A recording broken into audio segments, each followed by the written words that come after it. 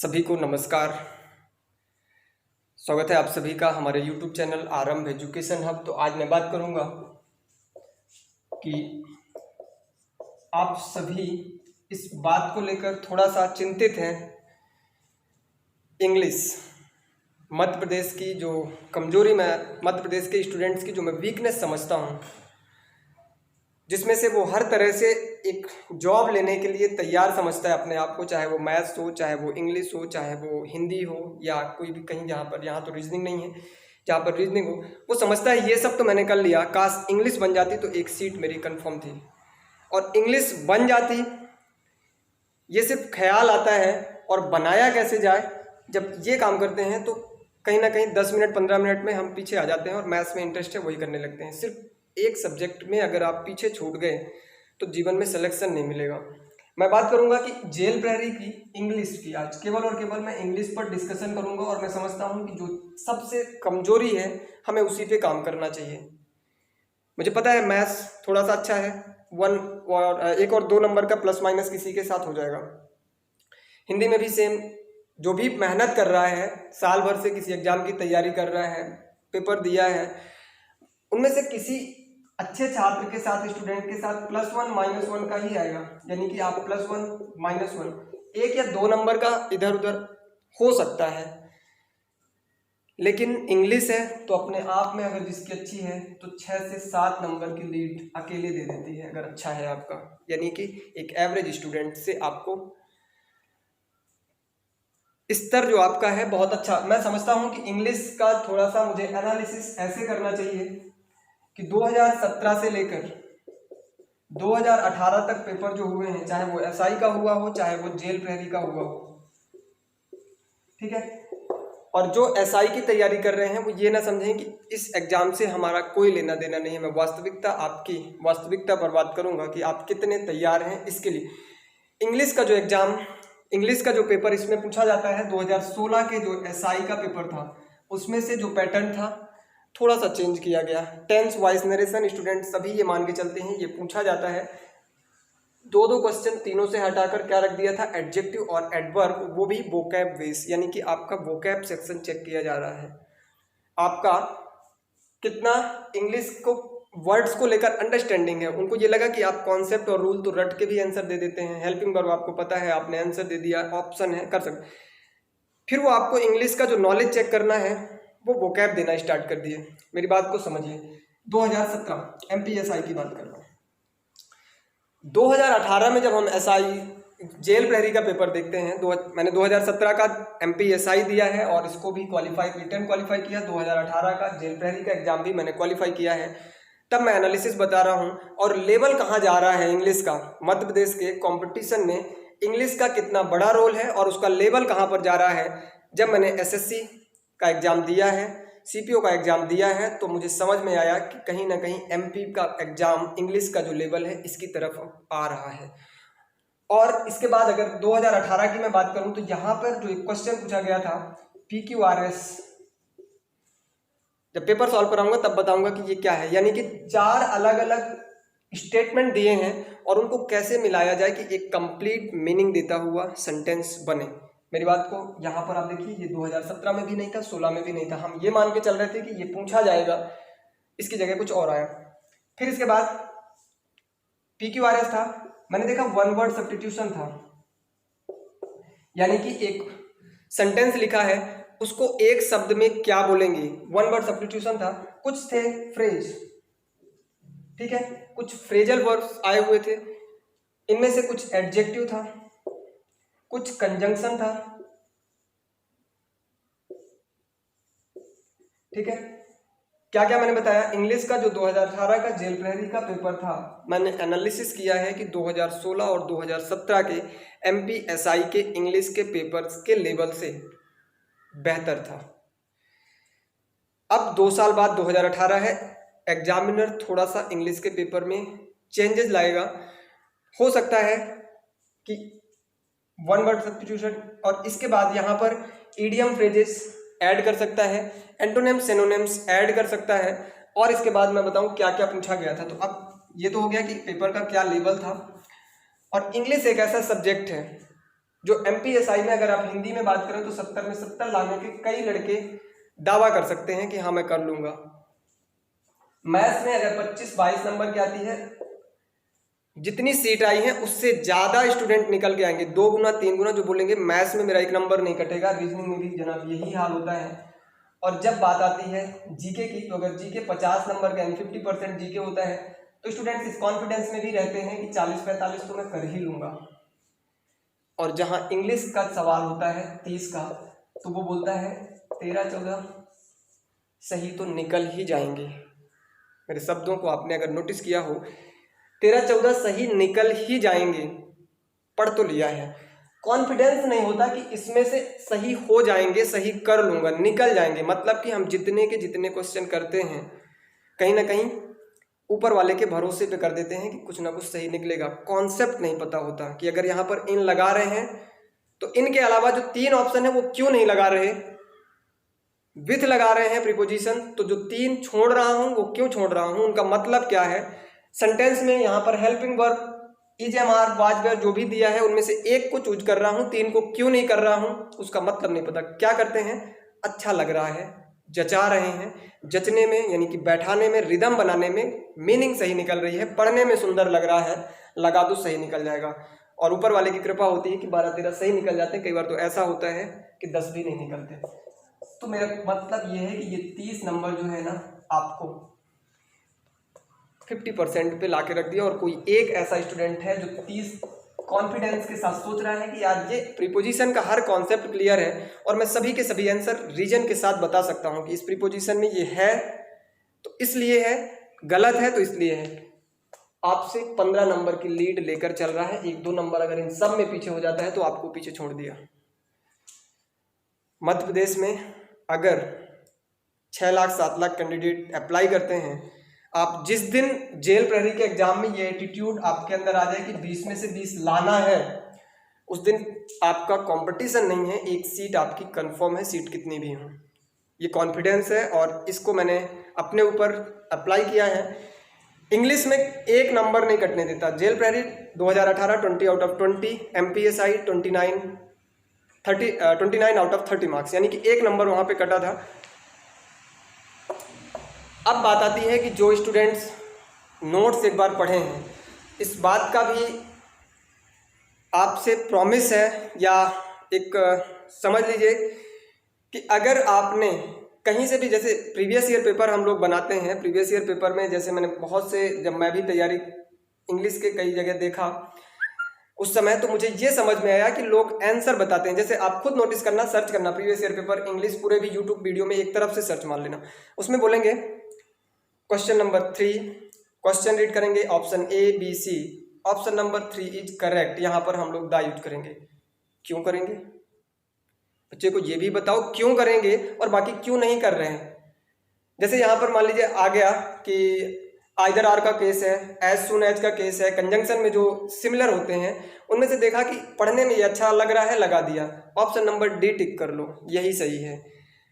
बच्चा कितना रटेगा? 5000 क्वेश्चन भी इंग्लिश के रट के चला जाए ना प्रीवियस ईयर, तब भी बात नहीं बनेगी। और कॉन्सेप्ट मुश्किल से हर टॉपिक में 8-10 कॉन्सेप्ट, ऐसे मिला के 8 टॉपिक 70-80 कॉन्सेप्ट अगर वो अच्छे से समझ ले तो मुझे लगता है कि वो आउट ऑफ मार्क्स स्कोर कर लेगा।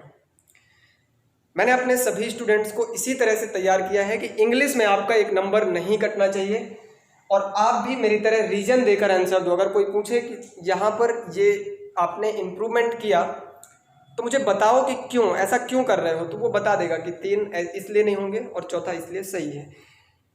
तो जिस दिन आपका ये हो जाएगा कि इंग्लिश मेरा आउट ऑफ मैं स्कोर कर सकता हूँ, आप ये समझ लेना कि एक सीट आपकी पक्की है।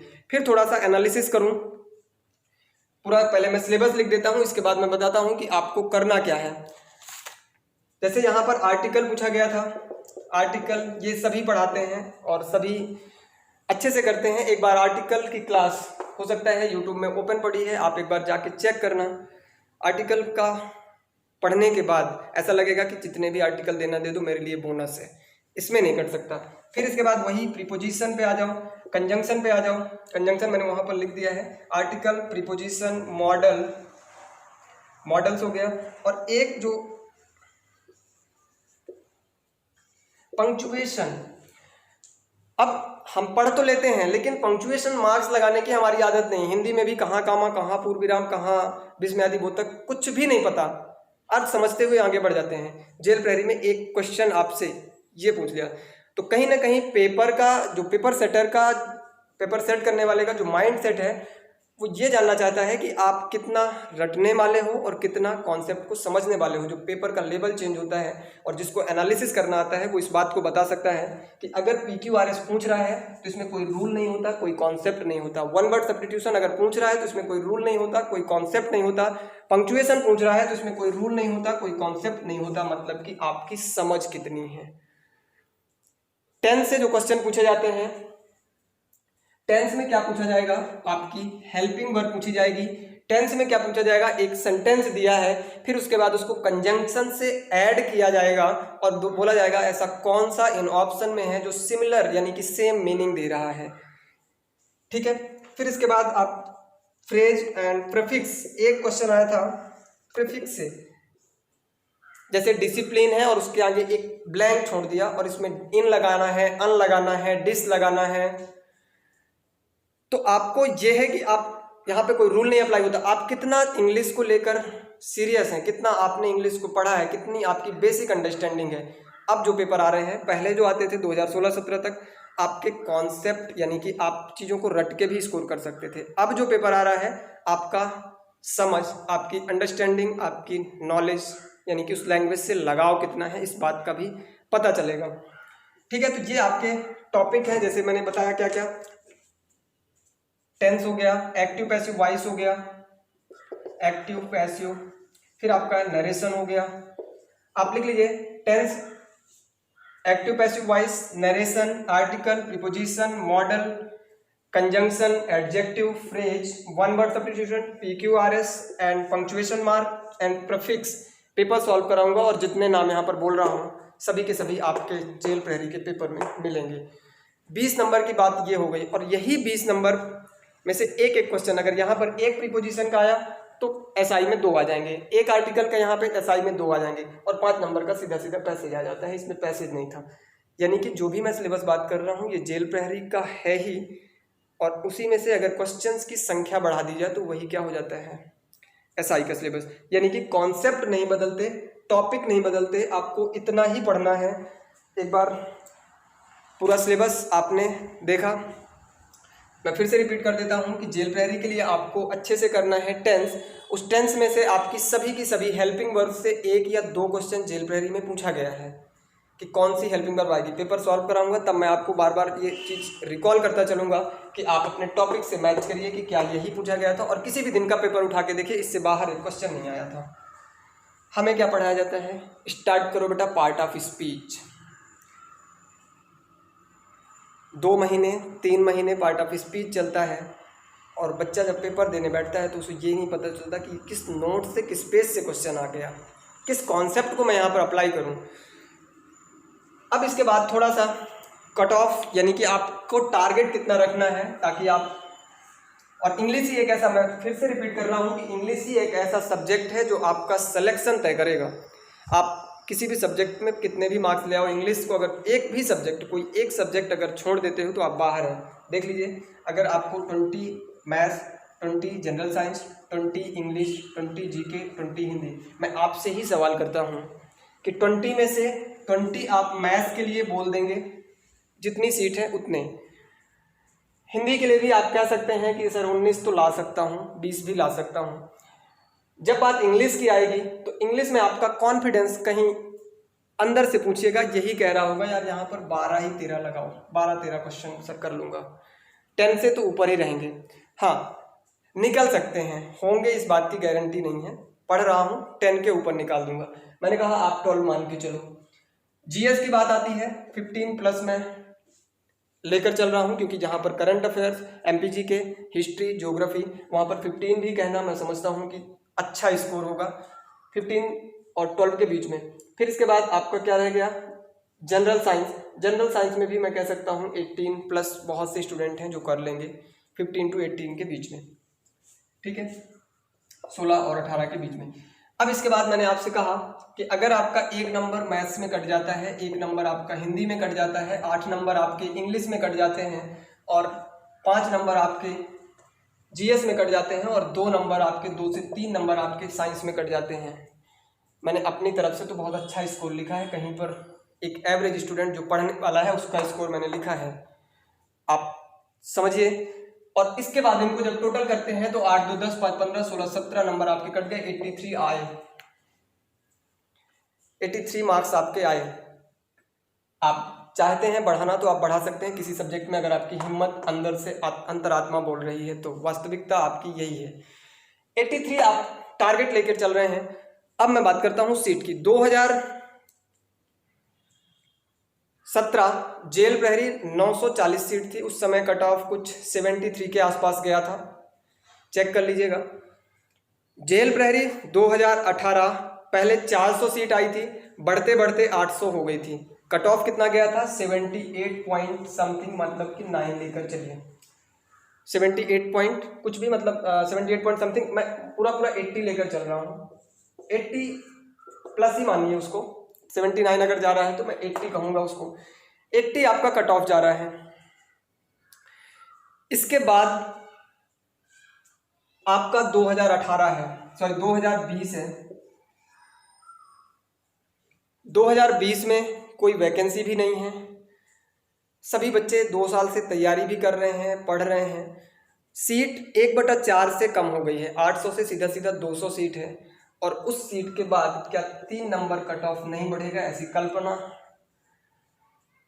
क्या 80 ही रहेगा या 80 से कम? 80 से कम तो नहीं होगा, मैं बता दूं 90 से +2 -2 ये आपका कट ऑफ होगा। 90 से ±1 और 2, 88, 87। आप किस सब्जेक्ट में जोड़ना चाहते हैं? आपका जवाब यही होगा कि सर इंग्लिश को और बेहतर कर लें, बाकी में गुंजाइश तो नहीं है, ठीक है, क्योंकि आपका सबसे वीक सेक्शन है, इसको इम्प्रूव करो। सिलेक्शन अगर लेना है, अदरवाइज आप सभी में 20/20 भी लेकर आओ तो 24 या 80 होता है, ठीक है। तो ये आपकी वास्तविकता है, ये एग्जाम का कट ऑफ है, सीट आपके सामने है। बढ़ने का जो रेट है आप देखिए, 73 से 80 हुआ, 7 नंबर बढ़ा। एमपीएसआई की बात करूं तो जो आपका 2016 का जो कट ऑफ था उससे 10 मार्क्स प्लस हुए थे 2017 के कट ऑफ में, 10 मार्क्स हर कैटेगरी में। और सीट आप देखिए, सीट का और कट ऑफ का क्या कॉम्बिनेशन है। तो इस साल की जो कट ऑफ है, मैं कह सकता हूं कि अगर आप 80 प्लस 85 प्लस भी सोच रहे हैं तो आप सेफ नहीं हैं, आप सेफ नहीं हैं। और इसके लिए आपको बहुत ज़्यादा मेहनत करने की ज़रूरत है अगर आपको सिलेक्शन चाहिए। फिर दूसरी बात, अगर कट ऑफ 85 मैं मान के चलता हूं, आपने 85 की स्ट्रेटजी बनाई और 85 के लिए कर रहे हैं, सर एक फैक्टर नॉर्मलाइजेशन है, आप किस चपेट में आ जाते हैं। हो सकता है जेल प्रहरी में 5-5 नंबर लोगों के घटे हैं, आप उसी चपेट में आ गए, 80 पे आके बैठ गए। हो सकता है 85 से 5 बढ़े तो 90 में आ गए। आप खतरे में हो कि नहीं हो? आप खतरे में हो कि नहीं हो? तो जितना कट ऑफ एमपी में जा रहा है उससे 3 नंबर प्लस अगर आपके आ रहे हैं तो आप सेफ हो। यानी कि अगर माइनस भी होता है तो आप कट ऑफ हो, प्लस हो जाए तो आप तो बहुत अच्छी जगह पे पहुंच जाओगे। तो ये पूरा का पूरा आपका सिलेबस का एनालिसिस है, किस सब्जेक्ट में आपको अभी इम्प्रूव करने की गुंजाइश है और क्या कट ऑफ है, क्या सारी बातें हैं। एक एग्ज़ाम देने का एक्सपीरियंस, और एक एग्ज़ाम नहीं, आपके चाहे सेंट्रल गवर्नमेंट का एसएससी हो, सीपीओएसआई हो, एमपीएसआई हो, जेल डिपार्टमेंट हो, सभी के एग्ज़ाम की एक जो बेसिक अंडरस्टैंडिंग है, मैंने ज़रूरी समझा कि आपको भी आपकी असलियत दिखाऊं कि आप कहाँ अभी सोच रहे हैं। और दूसरी बात, जो क्लास को लेकर अभी सभी बच्चे प्रॉपर नोट्स ना होना, क्लास कोचिंग ना जा पाना, सभी के सामने एक रीज़न है। लेकिन ऑनलाइन सभी जगह क्लास अवेलेबल है, आपको जो जगह बेस्ट लगे आप वहाँ से जुड़िए और अपनी स्ट्रेटजी को, अपनी प्रिपरेशन को और अच्छा करिए। बट इंग्लिश के लिए मेरा आप सभी से एक बार कहना चाहूँगा कि आप जहाँ से पढ़े हों, एक बार आपको मौका मिले तो राजीव सर की इंग्लिश के नोट्स अपने पास तक रख लो और फिर इसके बाद चले जाना जिस पेपर में जाना हो, आपको इंग्लिश में दिक्कत नहीं होगी। ठीक है, तो बस मेरा आप सभी से एक इतना ही डिस्कशन था। बाकी उम्मीद करता हूँ आप सभी मेहनत कर रहे होंगे और प्रीवियस ईयर पेपर का जो सॉल्यूशन है इंग्लिश का वो मैं आपके साथ डिस्कस करूँगा, उससे आपको काफ़ी हेल्प मिलेगी। ठीक है, धन्यवाद।